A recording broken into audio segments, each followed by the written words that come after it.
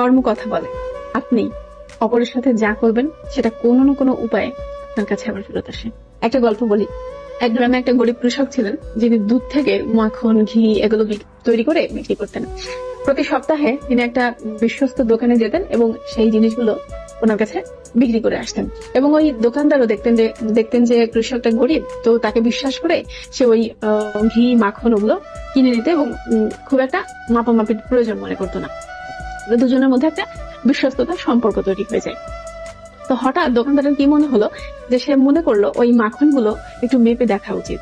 তো দোকানদার যখন মাপতে গেল তখন দেখলো যে মাখনগুলো হচ্ছে 900 গ্রাম ওজনের, 100 গ্রাম সেখানে নাই 1 কেজি ওজনের মাখনের মধ্যে থেকে।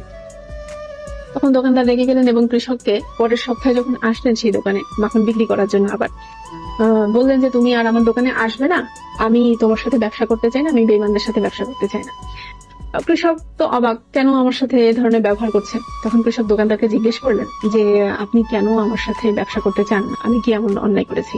তখন দোকানদার বলে যে তোমাকে আমি বলি যে 1 কেজি ওজনের মাখন দিতে, এবং তুমি 1 কেজি ওজনের মাখন দিয়ে সেই টাকাই নিয়ে যাও, কিন্তু তুমি দাও হচ্ছে 900 গ্রাম ওজনের মাখন। তাহলে তুমি আমার সাথে কেন এরকম বেইমানি করো, আমি তো তোমাকে বিশ্বাস করেছিলাম। তখন কৃষক একটু হতভম্ব হয়ে দোকানদারকে বলেন যে দাদা, আমি তো আসলে খুব গরিব মানুষ, আমার ওই মাপ করার যে পাথর পাওয়া যায় সেগুলো আমি কিনতে পারি নাই। তো প্রত্যেক সপ্তাহে বাড়ি ফেরার পথে আমি আপনার দোকান থেকে 1 কেজি করে চিনি নিয়ে যাই।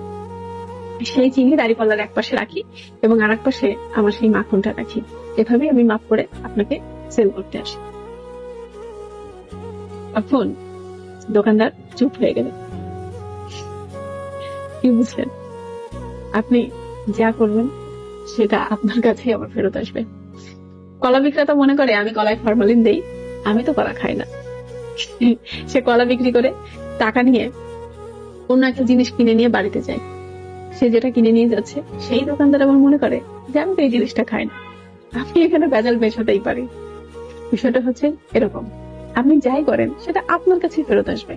আমরা মানুষরা কেন জানি এই জিনিসটা বুঝি না, এই বোধটুকু নাই আমাদের।